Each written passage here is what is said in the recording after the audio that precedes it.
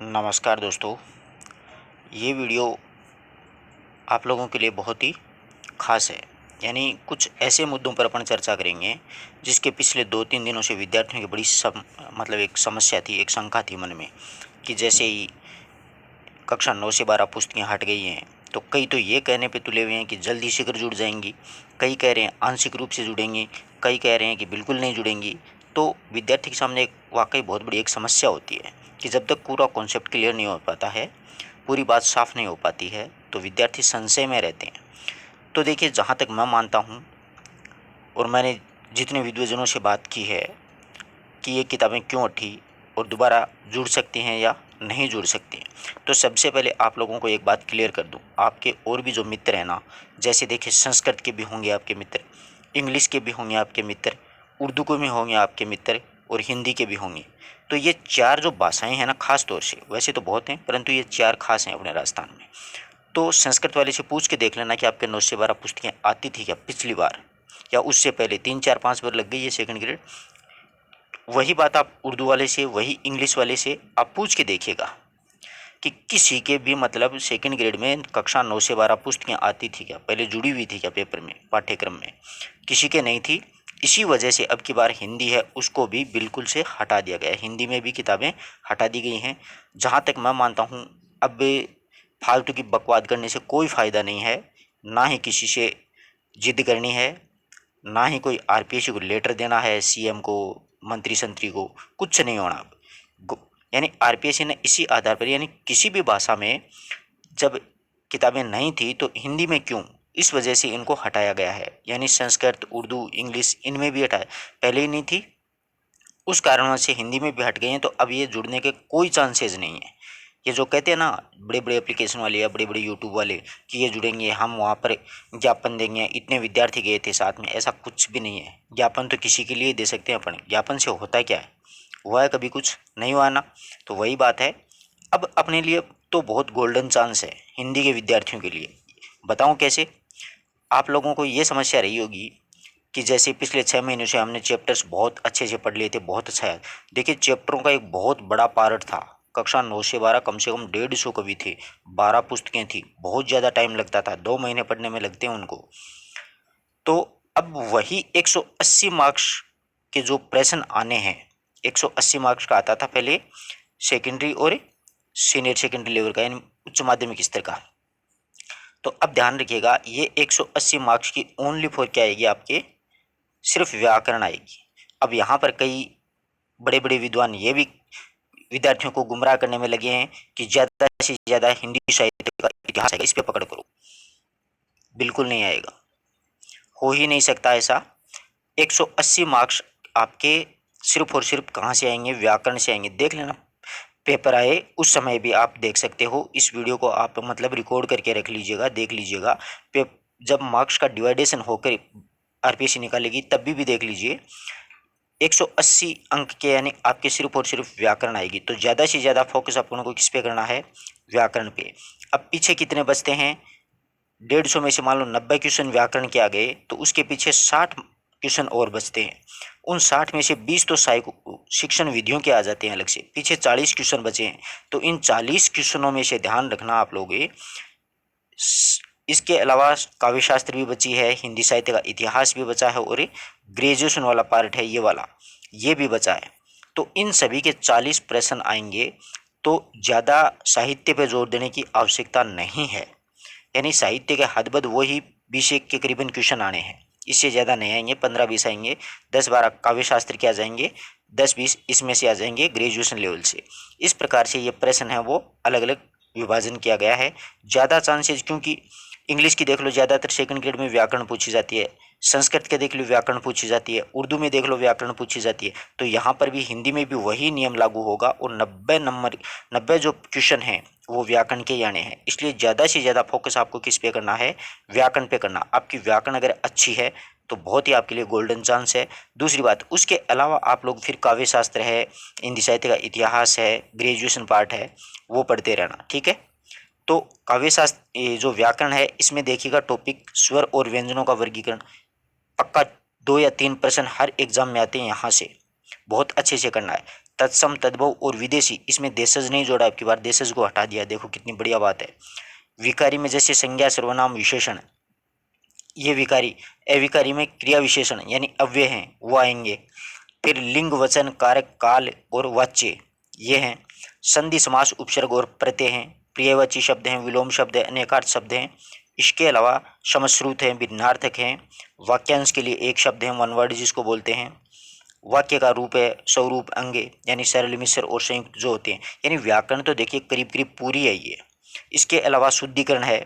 ज़्यादातर विद्यार्थी मात जो खाते हैं वो शुद्धिकरण वालों में खाते हैं, वाक्य शुद्धि में। और लोकोक्ति मुहावरे तो कोई खास नहीं है, विराम चिन्ह भी खास नहीं है। और विद्यार्थी ज़्यादातर पढ़ते क्या चीज़ हैं? पढ़ते सिर्फ संधि, समास, उपसर्ग और पढ़ते हैं, यही पढ़ते हैं और उनको व्याकरण से और कोई मतलब नहीं है। और ज़्यादातर कोचिंग संस्थान जो हैं उनमें यही चार चीज़ें पढ़ाई जाती हैं। इसमें से भी संधि, समास और उपसर्ग तक ही जाता है। प्रत्यय के बारे में बहुत कम ऐसे विद्यार्थी हैं जिनको बहुत अच्छे से नॉलेज है गहराई में जाकर के, यानी ऐसा ही कोई शब्द पूछ लिया जाए जिसमें प्रत्यय अपन से अलग ही नहीं होता है। तो एक एक चीज़ को बिल्कुल गहराई में जाकर के आपको इन चीज़ों को बहुत अच्छे से तैयार करना है, क्योंकि बड़ा पार्ट है ये अपने लिए सेकंड ग्रेड के लिए, खास तौर से ध्यान रखना। और ये शुद्धिकरण वाला इन पे स्पेशली देना। ये जो चीज़ें हैं ये बहुत कम विद्यार्थी पढ़ते हैं, इन पे ध्यान ही नहीं देते हैं कि यूँ ही कर देंगे, जबकि ढंग से उनको आशीर्वाद शब्द है वो भी नहीं लिखना आता है। ये बात कड़वी ज़रूर है परंतु सच्चाई है, ध्यान रखना इस बात का। तो ये हो गई बात। अब देखिए काव्य शास्त्र में आपको काव्य गुण हैं, काव्य के दोष हैं, काव्य की रीतियां हैं, ये सारी चीज़ें, अलंकार हैं, छंद हैं और रस हैं। छंदों में ये वाले दो छंद हैं आपके लिए बड़ी समस्या खड़ी करेंगे, कवित और सवैया। तो इनके बारे में भी अपन बिल्कुल विस्तार से चर्चा करेंगे। अब ये जो आदिकाल का नामकरण वगैरह इसकी मुख्य प्रवृत्तियां हैं, रचनाकार हैं, वही भक्तिकाल, वही रीतिकाल, आधुनिक काल में भी प्रगतिवाद और नई कविता तक ही पढ़ना अपन को। गद्य में सिर्फ कहानी, उपन्यास, नाटक, निबंध और संस्मरण, ये चार ही विधाएं अपन को पढ़नी है। ये नहीं है कि रिपोर्टाज भी पढ़ने लग जाओ, डायरी भी पढ़ने लग जाओ, आत्मकथा भी पढ़ने लग जाओ, वो कुछ भी नहीं है। बहुत से विद्यार्थी मतलब क्या है कि इस सिलेबस को ध्यान में नहीं रखते हैं, वो तो हिंदी साहित्य का इतिहास उठाते हैं और पढ़ना शुरू कर देते हैं, जबकि वही चीज़ पढ़नी है जो अपने परीक्षा में आएंगी। ठीक है। फिर इसके अलावा ये महत्वपूर्ण चीज़ें, दो या तीन प्रश्न यहाँ से उठेंगे। हिंदी भाषा का उद्भव और विकास, हिंदी भाषा की बोलियां, सामान्य परिचय और देवनागरी लिपि, ये वाला है ना, ये पोर्शन बहुत अच्छा है। इसमें से हर बार परीक्षा में एक दो प्रश्न पूछे जाते हैं। ठीक है। और ये जो ग्रेजुएशन वाला पार्ट है ये मैंने करीब करीब सारा करवा दिया है, आप देख सकते हो प्ले लिस्ट में से। अब इसके ज़्यादातर विद्यार्थियों की ये समस्या है कि इसके वस्तुनिष्ठ प्रश्नोत्तरी करवाओ सर, तो बिल्कुल करवाएंगे, आपको घबराने की कोई आवश्यकता नहीं है। अभी जो नए जोड़े थे ना उनको मैंने पढ़ाने में थोड़ा सा टाइम लगा दिया, जैसे पूछ की रात पढ़ाई है, पटाख से पढ़ाया है, उजाले के मुसाहिब पढ़ाया है। इसके अलावा ये कुरुक्षेत्र कामायनी का ये श्रद्धा सरग है वो भी पूरा करवा दिया है, आप प्ले लिस्ट में से पढ़ सकते हो। शुक्ल के निबंध भी बहुत अच्छे से सूक्ष्म जा करके समझाने की कोशिश की है, वो सारी चीज़ें कि यहाँ से प्रश्न किस प्रकार से पूछे जाते हैं, क्योंकि सूक्ष्म आचार्य शुक्ल की जो भाषा है ना वो काफ़ी क्रिटिकल है, हर एक के समझ में नहीं आती है, यानी वो कहना क्या चाह रहे हैं समझ में नहीं आती है।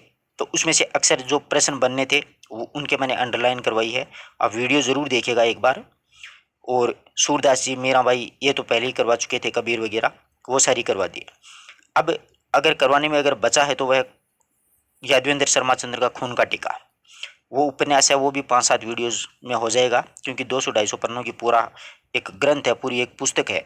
और ये जो खून का टीका है वो राणा हम्मीर के जीवन पर आधारित लिखा गया है, इस बात का भी खास तौर से ध्यान में रखें, और ज़्यादा इसमें डीपली जाने की आवश्यकता नहीं है। ये शिक्षण विधियाँ भी मैंने करवा रखी हैं, आप वीडियोज़ देख सकते हो। इनके वस्तुनिष्ठ प्रश्नोत्तर भी मेरे करवाए हुए हैं, वो भी आप वीडियोज़ देख सकते हो। इनके वस्तुनिष्ठ प्रश्न करेंगे अपन। और अगर आप आदिकाल, भक्तिकाल, रीतिकाल, इस वाले मैटर के आप लोग प्रश्न उत्तर करना चाहते हैं यानी टेस्ट सीरीज के रूप में, तो बहुत से वीडियोस डाल रखे हैं मैंने 10-10, 15-15 मिनट के, आप उनके एक बार वो वीडियोस देखिएगा जरूर। पहले जैसे आप एक काम कीजिए, आदिकाल पढ़ लीजिए और उसके बाद में वो वस्तुनिष्ठ प्रश्नोत्तर कीजिएगा, बिल्कुल पूरा कॉन्सेप्ट क्लियर हो जाएगा। और ये वाला पोर्शन फिर से अपन करेंगे, वो करेंगे किस पुस्तक से, वो पुस्तक भी मैं आपको बतला देता हूँ। काफ़ी अच्छी किताब है, बोर्ड की किताब है ये किताब, तो आप सभी ने देखी होगी, हिंदी साहित्य का संक्षिप्त इतिहास। पिछली बार चलती थी वसुंधरा जी सरकार में, ये अब की बार एनसीईआरटी में इसको हटा दिया गया है। ये वाले अपन शुरू करेंगे जल्दी, 2-3 दिनों के अंदर अंदर। इसमें से अपन आदिकाल है, भक्तिकाल है, रीतिकाल है, आधुनिक काल है, सब चीज़ सारी पढ़ेंगे इसमें। ठीक है, ये बहुत अच्छी किताब है। अगर आप लोगों के पास है तो पहले आप आदिकाल पढ़ लीजिएगा, फिर एक बार वीडियो सुन लीजिएगा, फिर एक बार पुस्तक पढ़ लीजिएगा, तो पूरा कॉन्सेप्ट क्लियर हो जाएगा। तो अब आप के मन में अगर कोई किसी प्रकार की कोई शंका तो आप लोग पूछ सकते हो, और किसी के बहकावे में आने की कोई आवश्यकता नहीं है। ये क्या है कि सोशल मीडिया प्लेटफॉर्म है, यहाँ पर सही शिक्षा बहुत कम दी जाती है, गुमराह ज़्यादा किया जाता है कि हमारे वाला वो एप्लीकेशन ज्वाइन कर लीजिए, पूरा साहित्य करवाएंगे, ये करवाएंगे, साहित्य पूछेगा ही नहीं, 1 लाख करवा के काम क्या आएगा वो अपने। सही है ना बात? तो ध्यान रखिएगा, इस प्रकार से आपको ज़्यादा व्याकरण पे फोकस करना है, और समय समय पर काव्य शास्त्र है, हिंदी साहित्य का इतिहास है वो भी पढ़ना है, और ग्रेजुएशन वाला पोर्शन है वो भी पढ़ना है। इसके वस्तुनिष्ठ प्रश्नोत्तर करेंगे। अगर कोई पद्य में आपको समस्या आ रही है तो एक बार वीडियो देख करके आप लोग अपना खुद पढ़ेंगे, तभी जाके अपन खुद के आपके समझ में आएगा, तब जाकर के कॉन्सेप्ट क्लियर होगा। तो एक बार खुद जरूर पढ़ना है इसको। ये नहीं है कि सिर्फ वीडियो सुनते रहो, आप सुनने से ज़्यादा याद नहीं रहता है, थोड़े समय के लिए रहता है। बुक से ज़्यादा पढ़ें, आप ज़्यादा से ज़्यादा किताबों से ही पढ़ें। जो चीज़ समझ में ना आए उसी के लिए आप अपना फ़ोन इस्तेमाल करें, उसी के लिए यूट्यूब वगैरह चलाएं, अन्यथा कोई फ़ायदे वाली बात नहीं है। ये जो सोशल मीडिया है, जितनी भी ये चीज़ें हैं, सब समय बर्बाद करने की चीज़ें हैं। हाँ, इससे अच्छी चीज़ें यही हैं कि अपन अपने इंद्रियों पे कंट्रोल करके, और जो अपन को चाहिए वही अपन देख सकें। कि अपन को ये टॉपिक देखना है, फिर बंद कर दिया, फिर अपनी पुस्तक लेके पढ़ने लगे, तो अपने काम की चीज़ है। अन्यथा 2 मिनट तो देखा पढ़ाई का, 1 2 3 घंटे देखे फिल्मी गाने, तो उसमें कोई फ़ायदा नहीं है। वो आप सभी समझदार हैं, ज़्यादा ज्ञान ढोलने की यहाँ पर कोई आवश्यकता भी नहीं है। तो धन्यवाद दोस्तों, हर मित्रों तक ये बात शेयर कर दीजिएगा। अपन कल इसके बारे में अध्ययन करेंगे ढंग से, एक एक चीज़ के बारे में, ठीक है। देवनागरी लिपि ये वाला कल पढ़ेंगे, और साथ में अपन इनके वस्तुनिष्ठ प्रश्नोत्तर हैं वो भी शीघ्र ही शुरू कर देंगे, ठीक है। धन्यवाद दोस्तों। अपने मित्रों तक इस वीडियो को ज़्यादा से ज़्यादा शेयर कर दें, जिससे कि और विद्यार्थी हैं जो मतलब जिनको पता नहीं है, विद्यार्थी जीवन में शुरू शुरू में क्या होता है, इन चीज़ों का पता नहीं होता है कि किस वो जो पोर्शन है, कौन सा जो भाग है, उसमें से कितने क्या क्वेश्चन आएंगे, जिससे कि पूरा कॉन्सेप्ट क्लियर हो जाए, उनको भी पूरी जानकारी मिल जाए। धन्यवाद।